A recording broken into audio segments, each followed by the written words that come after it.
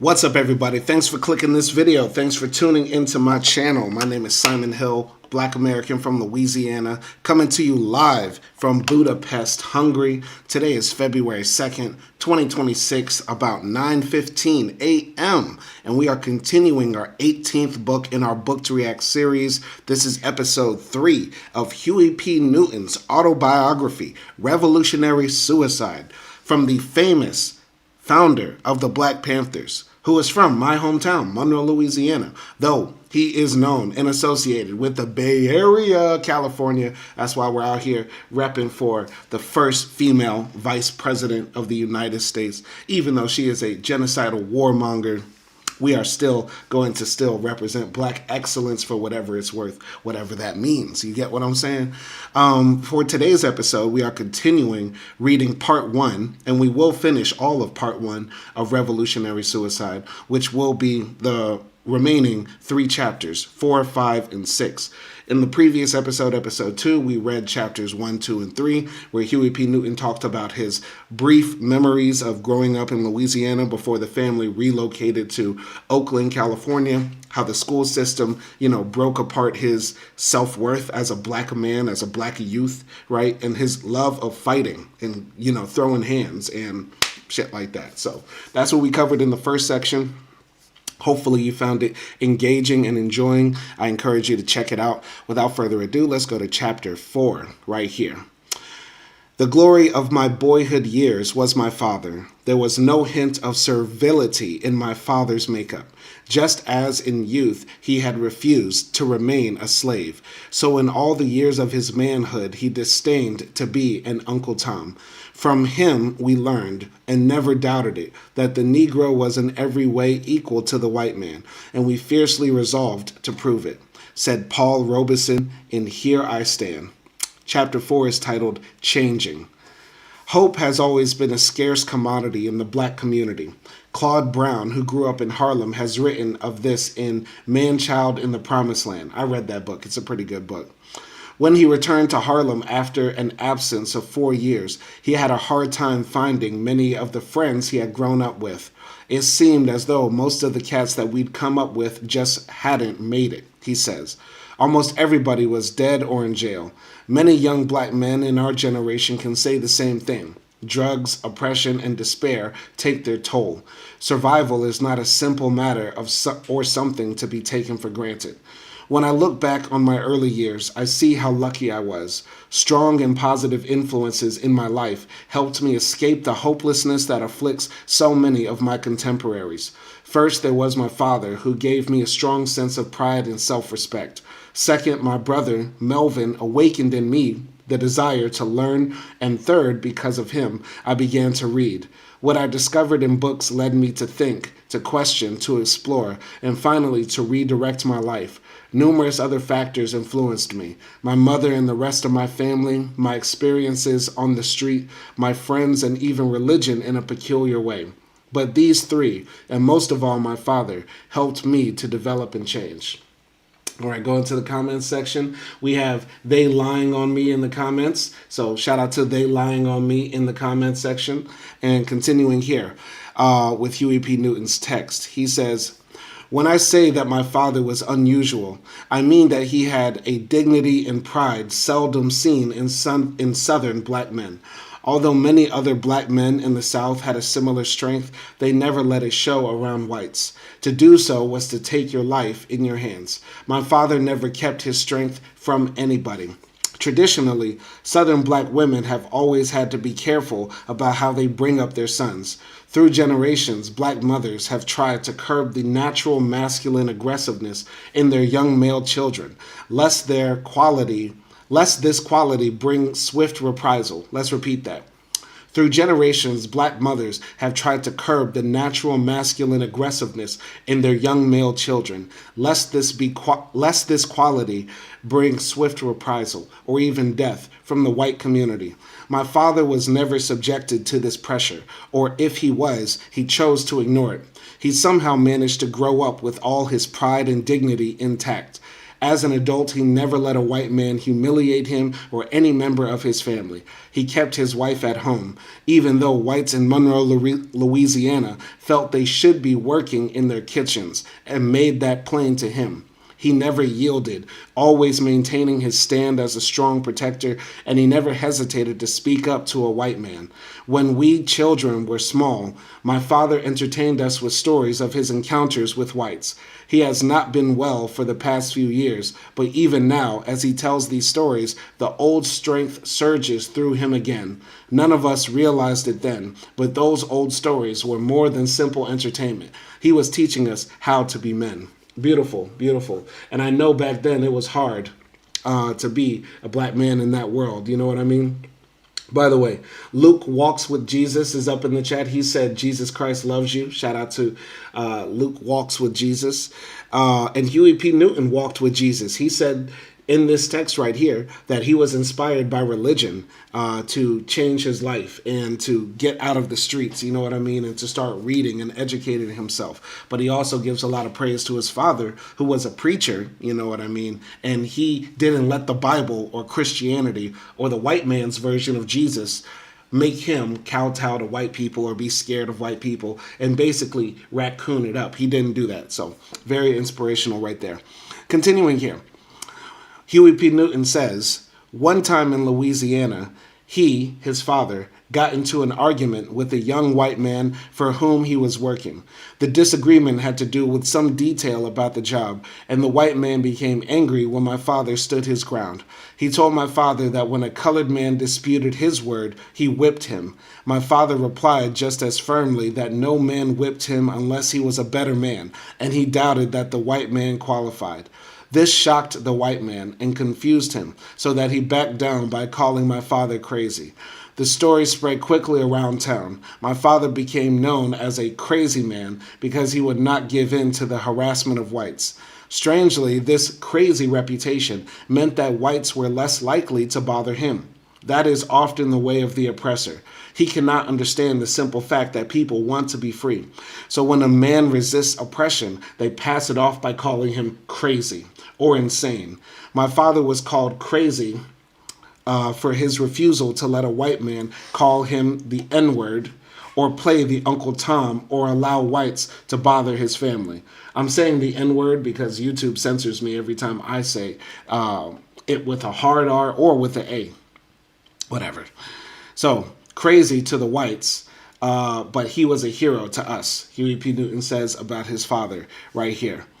He even stood up to white men when they were armed. One evening, as he rode home from work with some other black men, for some reason, they stopped their car in front of a white man's house and began to talk and laugh. They did not see the white woman on the front porch, but pretty soon a white man came out of the house with an axe and yelled at them for laughing at his sister. The driver panicked and drove off. When they reached the corner, my father made him stop. He climbed out and walked back alone. The white man was advancing down the road with the axe. My father asked him why he had come out with that axe and what he had in mind to do with it. The white man passed off the incident lightly by saying something about, you know how these southern women can be, and how he had to make a show to satisfy his sister. My father realized that in the etiquette of Southern race relations, this was an apology. Okay, Huey P. Newton's dad was out here making the white man apologize. Okay. He accepted it, but not before he made it clear to the white man that he would not be threatened. Okay, all right. That's bravery at that time. You know what I mean? He never hesitated to make his view known to anyone who would listen. Once, when he felt cheated by a white man, he let all the town know what had happened. The man heard the stories and came to our house to see my father. The white man carried a gun in the glove compartment of his car. My father knew that, but he nevertheless went outside unarmed to talk. He maneuvered around to the right side of the car and sat on the running board with the white man in front of him so that he could not get to the gun. Then he told the white man what he thought of him and said, if you hit me a lick, the other folks will have to hunt me down because you'll be lying here in the road dead. The white man drove off and my father heard no more about it. Okay, his father was outside just doing the most. Just doing the most. Just insane, man. Crazy. All right. Another time, some whites invited him to go hunting.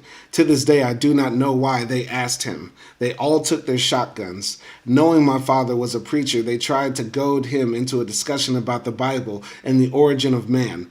Adam and Eve were surely white, they said. So where did black people come from? Their convenient interpretation was that blacks must have sprung from the union of Adam and a gorilla.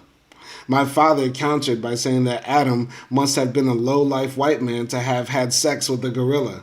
At this, the situation grew fairly tense, but nothing came of it. Okay.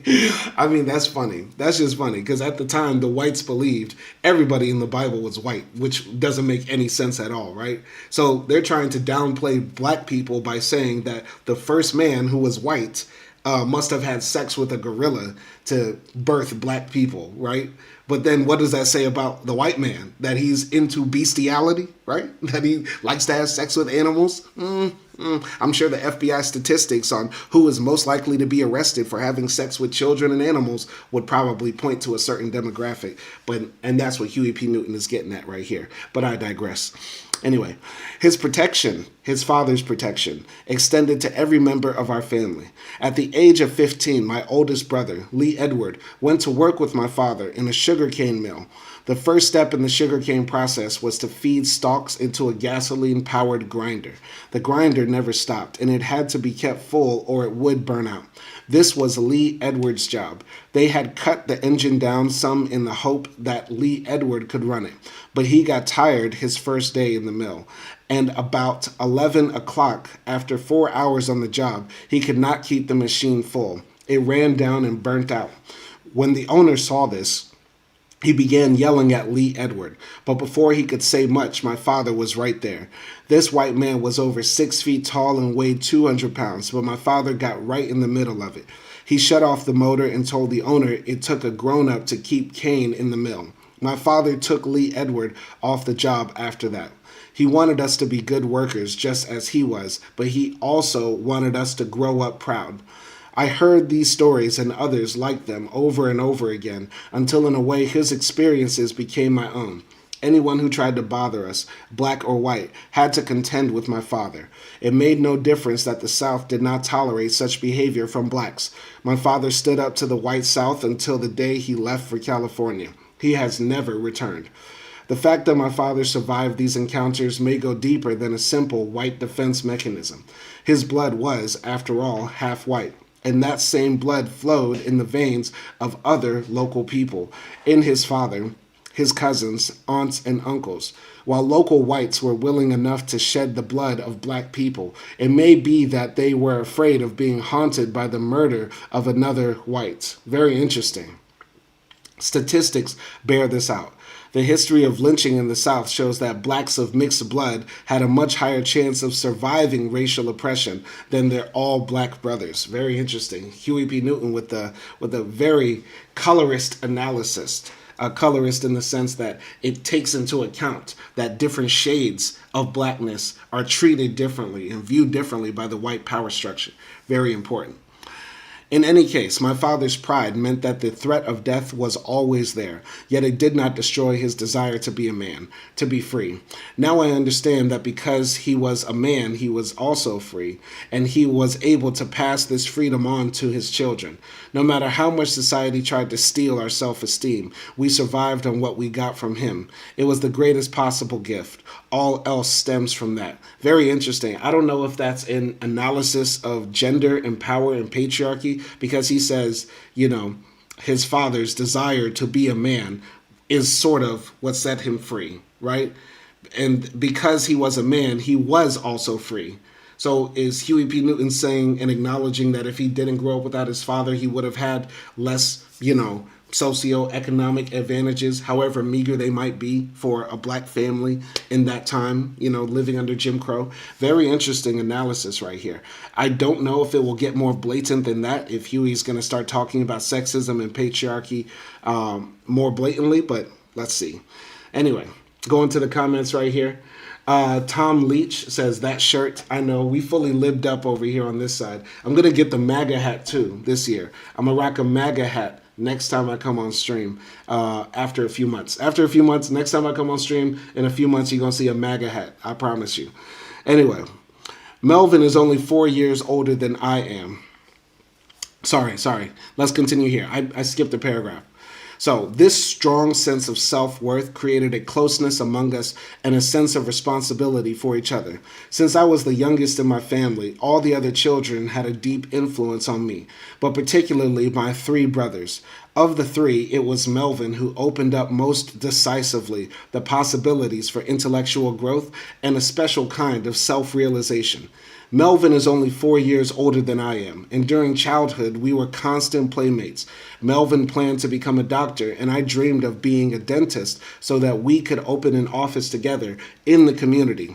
Somewhere along the way, these desires were lost, probably in school, where my scholarly ambitions died early. Although Melvin did not go to medical school, he was always a good student. Now he teaches sociology at Merritt College in Oakland. I always admired Melvin's intellectual activities. It was he who helped me to overcome my reading difficulties. When he began college, I used to follow him around and listen to him discuss books and courses with his friends. I think this later influenced me to go to college, even though I had not learned anything in high school. Melvin also taught me poetry by playing recordings of poems or reading to me. He was studying literature in school, and I suppose teaching me poems was a way of learning them myself. And I suppose teaching me poems was a way of learning them himself. We often discussed their meanings. Sometimes Melvin explained the poems to me, but after a while I found that I could understand them alone, and I began to explain them to him. All right, let's go here to Johnny B12. He's up in the chat. Shout out to Johnny B12 for joining the conversation.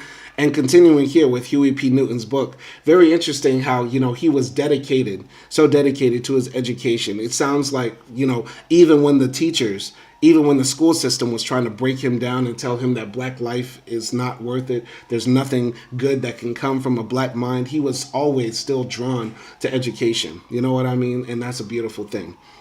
Gonna continue here. Shout out to Johnny B12 in the chat once again for supporting the content. I appreciate Johnny B12 up in here. Let's continue here with Huey P. Newton's book. He says, I seem to remember poetry without effort, and by the time I entered high school, my memory held a lot of poetry I had heard read aloud. As Melvin studied for his literature class at Oakland City College, I learned Edgar Allan Poe's The Bells and the Raven, The Long Song of J. Alfred Prufrock, and by T.S. Eliot, Shelley's Ozymandias, and Adonais. I also liked Shakespeare, particularly Macbeth's despairing speech that begins tomorrow and tomorrow and tomorrow, creeps in this petty pace from day to day. Shakespeare was speaking to the human condition. He was also speaking to me, for my life sometimes crept aimlessly from day to day. I was often like the player fretting and strutting my brief hour upon the stage. Soon, like a brief candle, my life would go out. I was learning a lesson, however, that contradicted Macbeth's despair. While life will always be filled with sound and fury, it can be more than a tale signifying nothing. That's a little bit of nihilism. And I know at the beginning of this text, Huey P. Newton's wife was saying he felt like he had outlived his life. And it seems like from his, interpretation of Shakespeare's Macbeth, like Huey P. Newton sort of looked at life as this, march towards death that's, unstoppable, of course, and that's sort of fatalistic and sort of gives life a small meaning. You know what I'm saying? Anyway, I'm going to continue here. Adonais, too, had a special impact on me.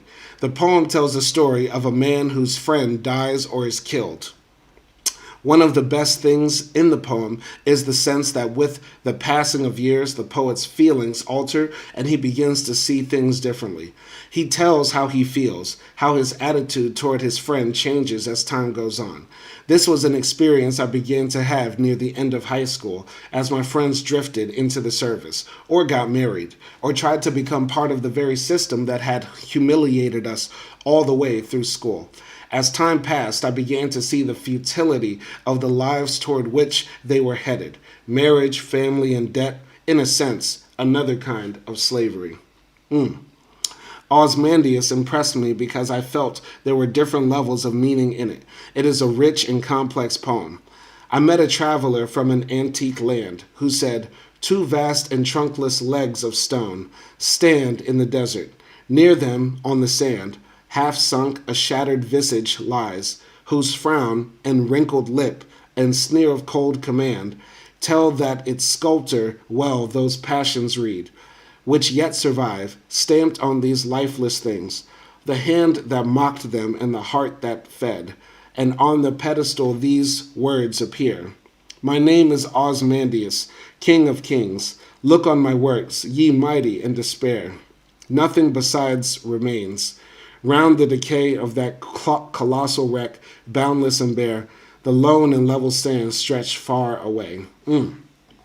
So basically the story of a king's inscriptions on a piece of stone, right?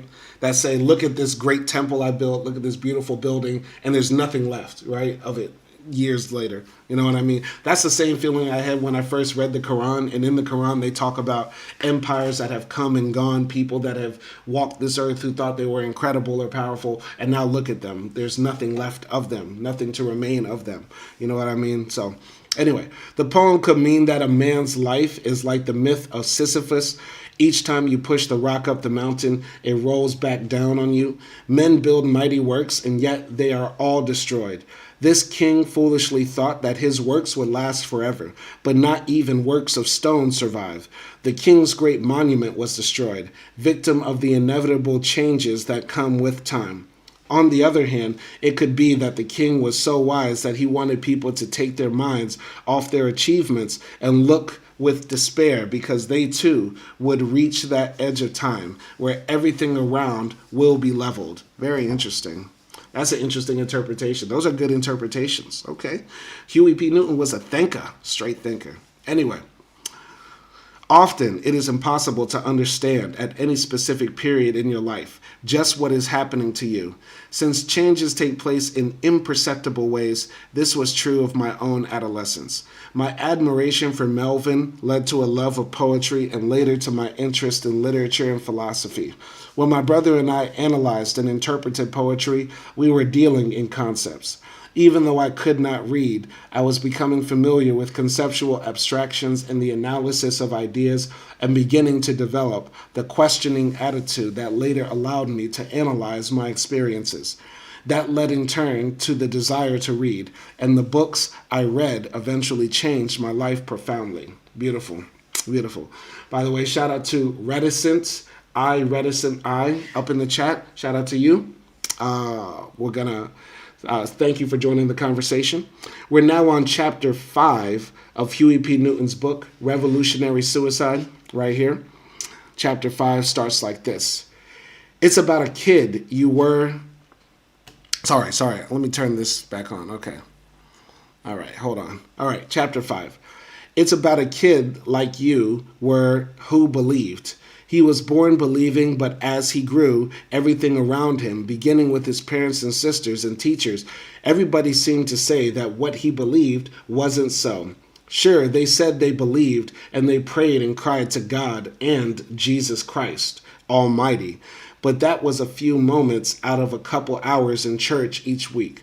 So somehow he became two personalities, one as sincere as the other, and then three, because he could stand off and watch the other two. The reason was that he suspected maybe the people who didn't believe might be right, and there was nothing to believe in. But if he accepted this and put down the beautiful, honest, good things, he'd lose out on all he could have gained if he'd never lost his belief in believing. This was said by Charles Mingus, Beneath the Underdog. All right, continuing. So, chapter 5 is titled Choosing. During my adolescence, often without realizing it, I was making important choices. Some influences in our early years are so clear that their effect cannot be denied. We also may unconsciously reject other influences as we go along. It is hard to say at any point how things will turn out. All the time I was going to junior high school and getting into trouble, fighting on the block, listening to poetry, and talking with Melvin. Other strong forces were at work. Often they were contradictory in nature and pulled me in different directions. This caused confusion and conflict later, until I learned to sort them out and understand what they meant. One of the most long-lasting influences on my life was religion. Both my parents are deeply religious, and when Melvin and I were small, my father often read to us from the Bible. My favorite was the Samson story, followed closely by David and Goliath. I must have heard those stories 1,000 times. Samson's strength was impressive, as well as his wisdom and his ability to solve the riddles put to him. Strength and wisdom. I still link the hero with my father in those terms. I liked David and Goliath because, despite Goliath's strength and power, David was able to use strategy and eventually gain the victory. Even then, the story of David seemed directed to me and to my people. When we were growing up, we went to church every day, or so it seemed. Back then, the Antioch Baptist Church was only a little storefront where the faithful gathered. I belonged to the Baptist Young People's Union, the Young Deacons, the Junior Choir, and I attended Sunday school and worship services weekly. Damn. My father was the associate pastor for a long time. He liked to preach the sermon about the prodigal son, and as he preached, he really moved around in the pulpit, waving his arms and beating the stand. He terrified me with tales of fire and brimstone and how sinners and the unrepentant would end up in a lake of fire. He was a real burner. The whole family was involved in church one way or another, holding offices, singing in the choir, serving on the usher board, or other committees. I was very active as a junior deacon, and every third Sunday the regular deacons gave us their chairs below the pulpit. We sat in their places and administered certain parts of the services, taking up the collection and leading the congregation in prayer, everything except delivering the sermon. I did it all. I even read the sick list and special messages, although I had difficulty with reading. None of the other junior deacons did any better. However, we were all pretty illiterate. If we were weak in reading, however, other activities compensated. I loved to act in plays because I had acquired a certain eloquence reciting the poetry that Melvin taught me. It was easy for me to remember a part after I heard it once or twice. My activities in church led to music. My parents were so impressed with everything I was doing that they decided to have me study the piano, mainly as a good way for me to take a more active role in the religious services. I studied piano for 7 years with some excellent music theorists and classical pianists. Okay, I didn't know Huey P was on the keys. Okay, imagine if Huey P grew up in the 90s. He would have been making beats. You know what I mean? He would have been on the MPC. Anyway, looking back, I see that my friends and I are all in the same boat, heading for hell on earth and trying to reach heaven in church. Nevertheless, taking part in church activities and leading the services gave us a feeling of importance unequaled anywhere else in our lives. For years, our pastor, Reverend Thomas, had a sign on the pulpit, "Prayer changes things." The congregation was encouraged to see prayer as the only way to salvation. If we had problems, sickness, accidents, financial difficulties, prayer was the answer. Everybody in the church prayed with you, sharing a common purpose that relieved tension and had a cathartic effect. No other institution in the community provided such an outlet. At the time, the church was the only stable force in the black community, and while some people do not think it was very effective, it did offer a kind of permanence and stability to our lives. The church was always there, providing solace and hope. So for anybody out there who's saying, oh, you need to find God or talk to Jesus Christ, Huey P. Newton found Jesus Christ. He was deep off in that church. Huey P. Newton was a damn near evangelical Christian. Huey P. Newton loved him some Jesus, though I doubt he ever prayed to the white Jesus. So, for me, the church, said Huey P. Newton, was a source of inspiration that offered a countermeasure against the fear and humiliation I experienced in school. Even though I do not want to spend my life there, I enjoyed a good sermon and shouting session. I even experienced sensations of holiness, of security, and of deliverance. They were strange feelings, hard to describe, but involving a tremendous emotional release. Though I never shouted, and the emotion of others was contagious. One One person stimulated another, and together we shared in ecstasy and believed our problems would be solved, although we never knew how. James Baldwin has described this religious experience very well in The Fire Next Time. He writes about the excitement and ecstasy that can fill a church during the service. There is no music, he says, like that music, no drama like that drama of the saints rejoicing, the sinners moaning, the tambourines racing, and all those voices coming together crying holy unto the Lord. Their pain and their joy were mine, and mine were theirs. They surrendered their pain and joy to me. I surrendered mine to them. Once you experience this feeling, it never leaves you. For a while, I thought of becoming a minister, but I gave it up when I studied philosophy in college. I began asking questions about the concept of religion and the existence of God, and trying to find God and understand Him as a philosophical, existential being. I began to question not only the Christian definition of God, but also the very foundation of my religion. I saw that it was based on belief alone, the soundness of which was never questioned. Because I eventually found it necessary to question and examine every idea and every belief that touched my life, I reached a kind of impasse with religion, yet its impact on me continues in different ways. To this day, for example, I rarely use profanity. Can you think about that? Huey P. Newton, big gangster, Huey P. Newton, you know what I'm saying? Barely used curse words, barely used profanity, and he said it's because of religion. I didn't know that. People who have come to know me often ask why. I can only say that profanity was never used in our home. If I had been caught using it, my father would have punished me. My mother and father always lived as Christians, and this extended to the way they spoke. When I think back on the meetings in that storefront, it seems to me that religion made an impression in a more important yet less direct way. It has nothing to do with a personal system of belief, but rather an awareness of what religious action can or ought to be. Something remarkable was taking place during every prayer service. When people in the congregation prayed for each other, a feeling of community took over. They were involved in each other's problems and trying to help solve them. Even though it was entirely directed to God and did not go beyond the meeting, it suggested how powerful and moving it could be to have a shared sense of purpose. People really related to each other. Here was a microcosm of what ought to have been going on outside in the community. I had the first glimmer of what it means to have a unified goal that involves the whole community and calls forth the strengths of the people to make things better. I am sure that is part of why I was drawn to religion and why it offered so much to me then.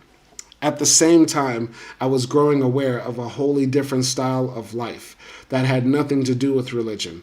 One of the reasons so many people found comfort and solace in church was that it provided, even though briefly, an escape from the burdens and troubles of everyday life. There was another way of life, however, that did not seem to find this relief necessary. From what I could see, this other life From what I see, this other life also had none of the worries and problems that beset ordinary working class people. In our community, some people had achieved a special kind of status. They drove big cars, wore beautiful clothes, and owned many of the most desirable things life has to offer. Almost without trying, they seemed to have gotten the things for which the rest of the people were working so hard. Moreover, they were having fun in the process. They were not forced to compromise by imitating white boys and going on in school. They succeeded in spite of the humiliations of the school system. As a matter of fact, they often won success at the expense of the very people who caused our troubles. They opposed all authority and made no peace with the establishment. In doing so, they became big men in the lower class community. All right.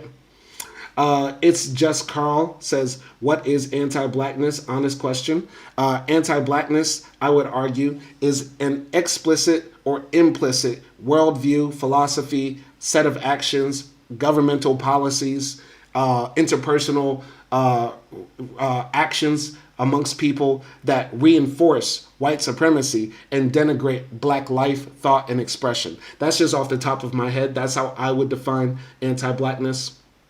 But that's a very good question. What is anti-whiteness? Anti-whiteness is opposing white supremacy, because whiteness is not an inherent identity that is based upon, shared culture or goals. Whiteness is an exclusionary identity that was explicitly made to flatten European cultures and ideas and identities.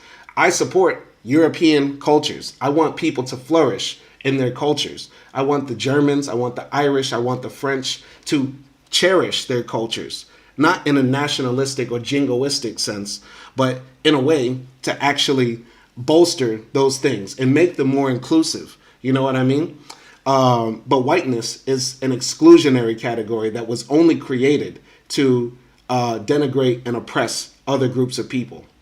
And if it's not, somebody tell me, what is white culture? What is white language? What is any of that? There's no such thing. It was a creation of the American Western colonial slavery project. You get what I'm saying? And the results of those early projects. That's how I would define anti-whiteness. So anti-whiteness is a good thing because it opposes oppression and exclusions of groups of people, particularly among what we would define as European people. We support anti-whiteness because we want Europeans to flourish. We want the Hungarians to have their culture and build upon their culture and cherish their culture. We want the Italians, whatever that may be, the Spanish, etc. All right? So we support anti-whiteness because whiteness is flattening. Whiteness is oppressing. But we are adamantly against anti-blackness because blackness is the output of the social construct that created this unfair, unjust world for all of us, whether that be a person who identifies as white or a person who identifies as black. So very good question. It's just Carl. Very good question. Shout out to you for coming in here and supporting the live stream. Let's continue here with Huey P. Newton's text. So this was the world of Walter Jr., my second oldest brother, who was always called Sonny Man in our family. When I was small, he often took care of me, and I looked up to him. By the time I was a teenager, Sonny Man was a hustler with a reputation as a ladies' man. To this day, he has never married. To be a hustler means to be a survivor.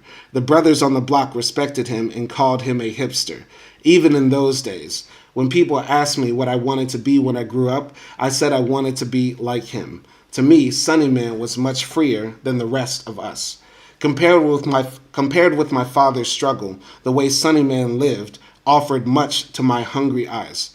My father's constant preoccupation with bills is the most profound and persistent memory of my childhood. We were always in debt, always trying to catch up from an early age. The bills meant I could not have any of the extra things I wanted.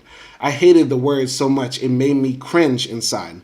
Just the way I felt listening to Little Black Sambo and the Tar Baby stories. For me, no words on the street were as profane as the bills. It killed me a little each time they were mentioned, because I could see the never-ending struggle and agony my father went through trying to cope with them. It is a situation familiar to most people in the black community. In one of his letters to his father, George Jackson spoke for me. How do you think I felt when I saw you come home each day a little more depressed than the day before? How do you think I felt when I looked in your face and saw the clouds forming? When I saw you look around and see your best friends go for nothing. I know exactly what he meant. Once again, the pain of poverty stings deep, man. And as somebody who's been poor, still is poor, still part of the working poor, that stings deep, man. And that probably leaves just as much psychological scars as actual anti-black racism. You know what I mean? Yeah. Anyway, my father always paid his bills on time. He might complain about them, particularly about the interest, but he paid. As I grew older, I would sometimes examine the bills he received, and I saw that in most cases, the greater portion of the money was going to pay interest. If we bought something like a refrigerator, we wound up paying double the original cost. Sometimes the bills exceeded his whole paycheck. My father never mailed his payments. Melvin and I took them to the stores because he wanted the receipts stamped. He felt that if he mailed the payments, they might make a mistake, not send the receipt, and charge him more. This had happened in the past. Every 2 weeks or once a month, depending on when the payment was due, he would make out a list for us and arrange the money in separate envelopes, one for each store, with the receipts inside. Then, when we returned, he would carefully check the receipts. For years, Melvin and I made the rounds of Oakland stores, paying bills for our father. I was still doing this when I was arrested in 1967. When I became aware of the effect of the bills on my family, I wanted to be free of them. It was more than the bills that disturbed me, however. We were in an impoverished state, and I found it hard to understand how my father could work so hard yet have so little. He was a jack of all trades, carpenter, brick mason, plumber. No job was beyond him. He worked at 2 and sometimes 3 jobs at once, and yet we never got ahead. After finishing one of his various jobs, he would hurry home and work around the house or in the garden and then go off to another job. We could not understand how he did it. Never a day of rest to relax, and never a complaint. I think the years of hard work are partially responsible for his poor health now. He was always a strong person and never sick until his later years. Horrible. Horrible. Absolutely horrible. Worked himself to death. Very similar to my grandfather's story. You know what I mean? My mom's dad, worked himself to death. You know what I mean? Very sad. Anyway, when I was older and had a chance to see how people in better circumstances lived, I saw that our difficulty resulted from the large number of people in our family. For years, all 9 of us lived in 3 or 4 rooms with little opportunity for privacy. Until I was 11 or 12, I had to sleep with Melvin in the kitchen, and sometimes before that, in bed with my sisters. It never occurred to me that I could have a room of my own. Fortunately, there was a great deal of affection and humor among us all, but still it was hard. I see now that in those years, the idea took root in my mind that we were suffering such hardship through our own fault. I equated the idea of the family with being trapped and plagued by bills. At an early age, I made up my mind never to have bills when I grew up. Okay. All right, that's funny. I could not know then that this determination would extend eventually to the point of not being married or having a family of my own. Oh. I mean, I think a lot of kids have that idea. When I was a kid, I thought, I'm never going to get married. I'm never going to have kids. And, I got married twice, but I still don't have kids, you know what I'm saying? And, Anyway, my fear of being hounded by debt led me down Sunnyman's Road for a while. When I saw how much he was respected on the block, I began to spend most of my time there. At first in the little gangs we had in school and at parties, but later in the pool hall and bars. For a long time I was attracted to this way of life, until I discovered it was not what it seemed. That came later. Even though I was attempting to be like Sunnyman, I nonetheless admired Melvin and his educational achievements. Both avenues seemed to offer a way, but I could not know which road was best. I had seen blacks take the education road and get nowhere. Many of them returned to the block, scorning their years in school and cursing the white man for holding them back. Other blacks had apparently made it on the block, but ended up broken men, in prison or dead. There was no clear pattern to follow. It was hard to know what to do. This dilemma faces almost all young black men struggling to achieve a sense of identity in a society that denies them their basic rights. The black teenager, in his most impressionable and vulnerable years, looks around and sees a contradiction between society's expressed values and reality, the way things actually are.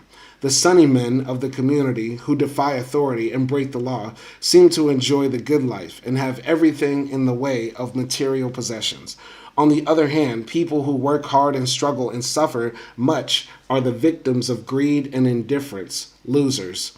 This insane reversal of values presses heavily on the black community. The causes originate from outside and are imposed by a system that ruthlessly seeks its own rewards, no matter what the cost in wrecked human lives. This can be profoundly disorienting to a teenager trying to understand and define himself. Like adolescents everywhere, he wants an image to model himself after. And he becomes confused because there is such a disparity between what he is taught and what he sees. Most adolescents in black communities expect no justice from school authorities or the police. The painful reality of their lives from childhood on reveals that the inequalities they encounter are not confined to a few institutions. The effects of injustice and discrimination can be seen in the lives of nearly everyone around them. A brutal system permeates every aspect of life. It is in the air they breathe. In attempting to cope, the teenager seeks some kind of protection for himself in order to survive, some way of dealing with the contradictions that surround him. This usually takes the form of resistance to all authority. For many adolescents, it is the only weapon they have. Most of the time, their rebellion is directed against authority outside the home. But if there is no strong family support, it can disrupt their relationships at home. Even the closest families crumble because outside pressures are so relentless. To a certain extent, this was true for me when I was in junior high school. My rebellion was minor and never became a serious problem, though it caused friction for a while. Looking back, I see that it was a reflection of the confusion and sense of fragmentation I was going through, part of the process of finding out who I was. It was also the beginning of my independence. Everyone in our home shared the household chores.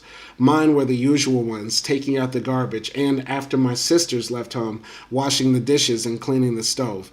I also had to trim the hinges around the house. My father supervised the outside, while my mother's domain was inside the house. I hated chores and always tried to escape them, pedaling away on my bike and leaving everything to Melvin. I often stayed away from home until late at night, even though I knew my parents would punish me when I returned. Sometimes I made up fancy stories to tell them, but nothing could save me from punishment. I preferred my mother's whippings. She was more gentle, but most of the time my father did it. Another responsibility I failed to carry out was a paper route I had for a time. I spent all the money I collected and could not pay the bill. When the people who had paid money did not receive their papers, I had to give it up. This kind of resistance was due in large part to the need to assert myself as a separate person, apart from my parents. I was beginning to want to make my own decisions. Often this independence took the form of avoiding responsibilities. At other times, it was more constructive. Ever since I can remember, I have hated to see anyone do without the things he needs.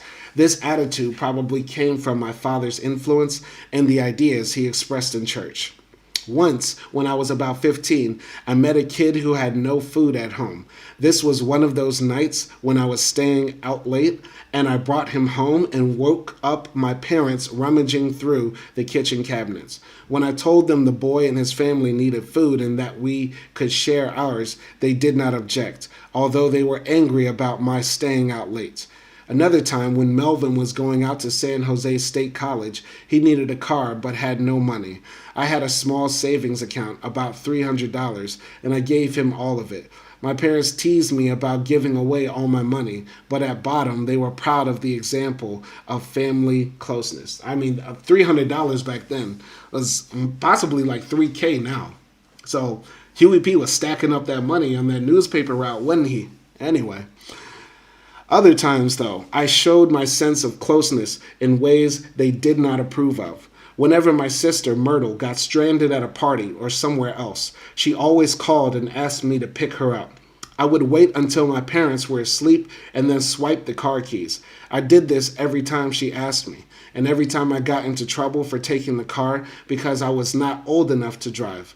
My parents never spared the rod when I was young. As I grew older, they punished me in other ways, but I knew they did it because they cared about me and wanted me to develop a sense of responsibility. I think, too, they admired my independence, even though it sometimes worried them. They must have known I was at a difficult stage of development. Most black parents are very aware of the conflicting and bewildering influences that surround their children, and they experience a deep anxiety over whether they will get into trouble with the law or at school. They understand only too well how the system works. The loving discipline exerted in our home was not lost on me, and when the time came, it stood me in good stead. Beautiful chapter. I really like chapter 5 as he talks about religion. He talks about growing up, seeing the dope man on the streets, and the how the black community exists, with the institution of the black church that sort of creates community, union, and is able to bring people together, and also give social psychological release to people. Meanwhile, at the same time, you notice that all the poor people in the community have really good hearts, really God-fearing people, and all the bad people in the community seem to get rewarded with financial gain. You know what I mean? And yeah, it's very psychologically confusing. Okay. All right. It's just Carl is up in the chat. He says, we are both men, not black or white. And I agree with that wholeheartedly. And the creation of race as a system to oppress people begins first with whiteness. Because whiteness was the creation that the powers that be put in place to dictate who is able to gain the spoils and rewards of an unjust society that was founded on race. And so with that, we want to abolish race, and that's why we are anti-white. That does not mean being anti-white people. We just acknowledge that whiteness is a social construct that was meant to confuse people of European ancestry of various sources, to just flatten all sorts of culture and just meld into some monoculture that strips them of their humanity of caring for other people who are not white. So yeah, we're going to be reading one more chapter 6 right here, and that will be the end of part 1 of Revolutionary Suicide by Huey P. Newton. Hopefully you're enjoying this. Chapter 6 should be short. It's titled High School. And let's start here. We love our country, dearly love her, but she does not love us. She despises us, said Martin Delany in 1852. I forgot who Martin Delany was. I think he was an abolitionist. I'm not sure if he was black or white. When he says despises us, though, it makes me think he was a black man. But in general, abolitionists were not very popular as well. But I'm going to continue here. So, high school.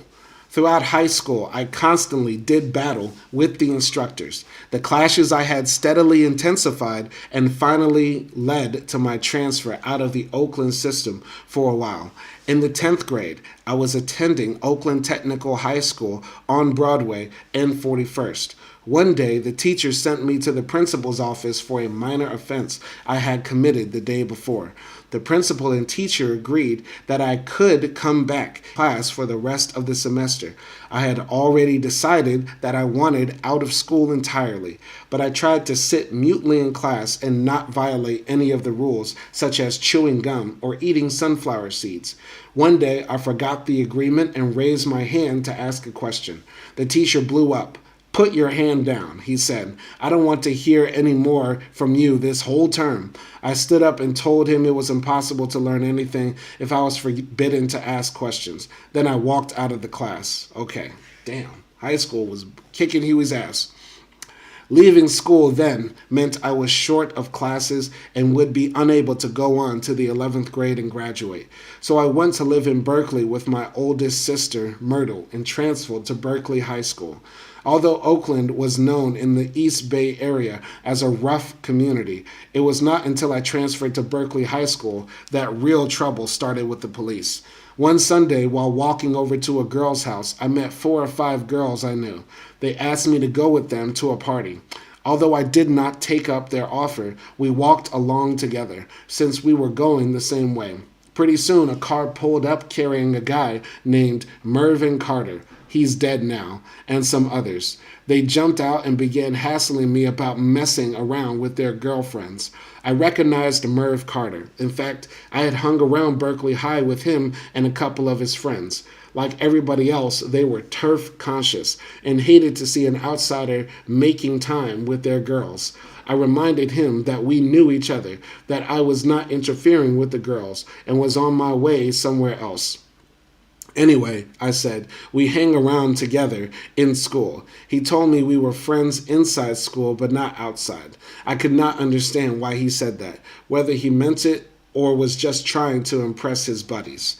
By the time they had dropped a half circle on me. I realized they were going to jump me, so I hit Merv in the mouth, and then they all came at me. They beat me up pretty badly, but I refused to fall down. The girls were yelling at me to run, but I would not. No matter how many guys Merv had with him, I meant to stand my ground. As long as I could, I was going to look them in the eye and keep going forward. Okay, Huey was really about that action. He was really about that action. My God. My God. Somebody called the police. Somebody called the police. But by the time they arrived, Carter and the others had gone, and I was there alone, bleeding and missing several teeth. Although the police tried to find out who did it, I would not tell them anything. I did not want to be an informer because this was a problem between the brothers. The outside racist authorities had nothing to do with it. I have always believed that to inform on someone to the teacher, to the principal, or to the police is wrong. These people represent another world, another racial group. To be white is to have power and authority, and for a black to say anything to them is a betrayal. So I did not inform, and they escaped the police, but they could not escape me. Okay, Huey P was not about that snitching life at all. At all. Shout out to Shamit Gray up in the chat. Okay. Shout out to Shamit Gray for showing support in the chat. We're going to continue here. Okay. The next day, I went to school carrying a carpenter's hammer and an old pistol I had swiped from my father. The pistol did not work. It lacked a firing pin, but I had no intention of shooting anybody anyway. At lunchtime, I cold trailed Merv and about 6 of his buddies downtown. Catching up with them finally, I started to swing on him with the hammer. I hit him several times, wanting to hurt him, but he rolled with most of the blows and was not hurt too badly. Meanwhile, I forgot I had the gun. When the others began picking up rocks and sticks, I remembered the gun and used it to keep them at bay. This was the only way I could defend myself, because I had no friends at Berkeley High School to help me. I could not let them get away with what they had done, particularly since they had falsely accused me of messing with their girlfriends. Somebody called the police again, and when I heard the sirens, I ran farther downtown, where I was arrested. I was only about 14 then, so they took me to juvenile hall, where I stayed for a month while they investigated my family background. Then I was released to the custody of my parents. Huey P was out there. Huey P was out there throwing them hands, pulling guns at 14, transferring from high school to high school. This goes to show you that you can change your life. You know what I mean? Where you start is not how you finish. Huey P literally was a thug outside. He was like NBA YoungBoy. You know what I mean? If Huey P were alive today, he'd be NBA YoungBoy, pulling out guns, pulling up on people. You know what I mean? Yeah, it's nasty work. Sean McGray is saying, I'm sorry, but you don't have to apologize for anything, man. The chat is open for everybody to discuss, to troll, whatever, because all engagement helps this content spread. And what I'm trying to do is share these great books, these great works by our elders, our ancestors, our leaders like Huey P. Newton, and I just wanted to get out to as many people as possible because I don't think many people know that Huey P. Newton wrote a memoir about his life. You know what I mean? I don't think Huey P. Newton's revolutionary suicide is as popular as it needs to be. And so this is my first time reading it, and I hope you're reading it too, and I hope you enjoy it and find it enlightening. Anyway, so this was my first time in anything that could be called criminal, even though I had raided fruit trees, cracked parking meters, and helped myself to stuff in the neighborhood stores. I never looked upon that as stealing or doing anything illegal. However, to me, that was not taking things that did not belong to us, but getting something really ours, something owed us. That stealing was merely retribution. When I was released from juvenile hall, Berkeley High School refused to admit me again because my parents lived in Oakland. I went back to Oakland Tech. My friends there and others who knew me praised what I had done in Berkeley. What I had done was an accepted action under the circumstances. If I had not retaliated, I would have been less respected. Things went along well at Oakland Tech for a change. I was able to handle my differences with the teachers a little better because of my satisfaction with life outside the classroom. My reputation as a fighter kept the wolves away. I was also known as a hipster like my brother, Sunny Man. And I liked that too. Some of the kids even called me crazy, but that never bothered me because they used to call my father that. To me, crazy was a positive identity. When I got my first car, it did a lot to help my crazy reputation. My father gave me one that had lots of spots on it from primer paint. Melvin named it the Gray Roach. We would pile into it and go riding, looking for girls or some action. My friends did not like the way I drove, which led to any number of arguments and fights. Since there were so few cars available to joyride in, they had little choice. Sometimes I backed up fast as I could, drove a whole block, and when we reached the corner, I would jam on the brakes. The guys would fall out the car, yelling. Sometimes fights started right there. At railroad crossings, when the guardrail was down to signal an approaching train, I kept right on driving around the guardrail and over the tracks. I had several near misses, and as soon as we crossed the tracks, everyone would pile out of the car again, arguing and fighting. When the fights were over, our friends were stronger than ever. They respected me, even though they thought I was crazy. I thought I could outmaneuver anybody, anything, and never passed up a chance to try. Since I always won, I soon believed that I could always defeat the invincible and the powerful, the way David defeated Goliath. Eventually, in my pride, I believed I could outmaneuver death. Thank God my first car was a Nissan not a Nissan Maxima, a Nissan Xterra. You can't whip that thing around the city. I mean, I know some young folks, they get their first car, you know what I mean? And it's their mama Sentra, the Nissan Sentra, you know what I mean? The Ford Focus, and they whip it all through the city. Man, car crashes, wrecks, all types of stuff. All right.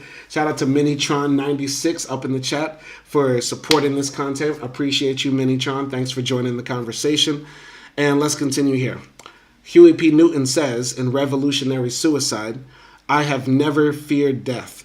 The escape from finitude was an idea that came to me after I saw the movie Black Orpheus. I loved that film and saw it many times, although I thought the outcome would have been different had it been my life. Whereas Orpheus flirted with death and died, I had been in lots of conflicts, near death on many occasions, but had always come out alive. Since I had not been killed, I guess I concluded that I could not be killed. Orpheus, too, attempts to outmaneuver death, even though the history of mankind proves that death always wins. In spite of this, the only way that Orpheus can maintain his dignity is to be unafraid and attempt to outmaneuver his oppressor. This seems characteristic of human existence, for although all of us are sentenced to death each day, we try desperately to get away from it. If we cannot, we try to put it off by acting in a manner that discredits death and eliminates our fear of it. This is our victory. Black Orpheus demonstrates an even more profound truth. It is possible to circumvent death through the heritage that one generation passes on to another. At the end of the film, the little girl is dancing while the little boy plays Orpheus's guitar. Though Orpheus and his woman are dead, her dance is a victory over death. The new generation survives and the sun still shines. The world does not stop because death has crushed a beautiful and significant part of it. Orpheus had passed on his guitar to the little boy. This means of sustaining life raises the sun again. I saw the movie Black Orpheus. It's okay. I mean, classic Brazilian film. Watch it. It's fun. I'm not going to hate on it. It's just okay. I also remember that Barack Obama said he really hated this movie, and his mama really loved this movie. So that's something else to consider when you watch Black Orpheus, the Brazilian film. I think it was from 1960-something. Anyway, I held on to the idea that I was immune to death for a long time. I still do not fear the end, but I no longer believe that I cannot be killed. Life has taught me that it is an ever-present possibility. Too many of my comrades have died in the past few years to let me feel that my last day will never come. Even so, I tell the comrades you can only die once, so do not die 1,000 times worrying about it. Around this time, some people got the notion that I had mystical powers.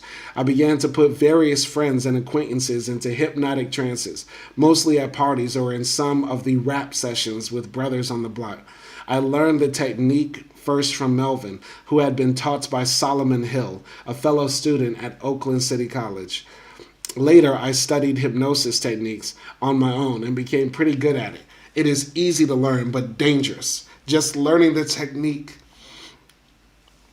does not teach you all you should know when you are dealing with a person's mind. You can easily hurt someone. I guess I have put over 200 people into trances at various times. I gave them post-hypnotic suggestions to eat grass, bark like a dog, or crawl over the floor like a baby. And sometimes I stuck pins and needles into their flesh. Once I used auto-hypnosis and put myself into a trance.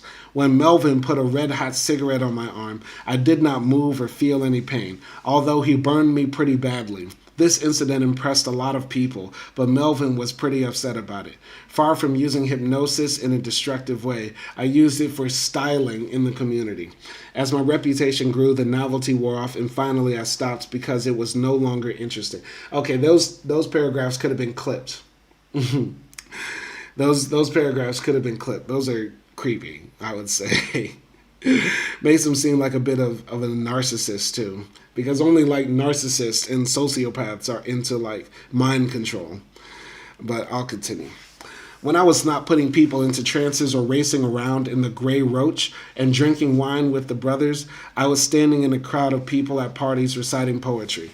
My problem was that I could not dance, and when the music began, I felt self-conscious. I did not leave when the dancing started. I would begin discussions or recite poetry. By the time I reached high school, I was really very good at remembering the poetry I had heard read aloud. Much of it was poetry that Melvin had taught me. David's favorite was the Rubaiyat of Omar Khayyam. Whenever I recited at parties or got people into deep conversations, everyone would stop dancing and gather around. Some of them would ask me to recite things I had memorized. The host or hostess usually became angry when people stopped dancing, and often I would be asked to sit down and shut up or split. This usually signaled the beginning of a fight. Somehow I managed to stay in Oakland Tech until I graduated, despite my continued defiance of the authorities. They tried to down me for many years, but I knew inside that I was a good person, and the only way I could hold on to any self-esteem was to resist and defy them.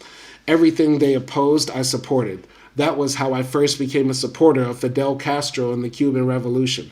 Earlier, when I heard teachers criticizing Paul Robeson, I defended him and believed in him, even though I knew very little about his life.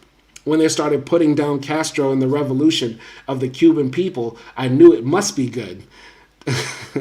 I became an advocate of the Cuban Revolution. I would say this too. By the way, shout out to Ian Manghem. Shout out to Ian Manghem up in the chat.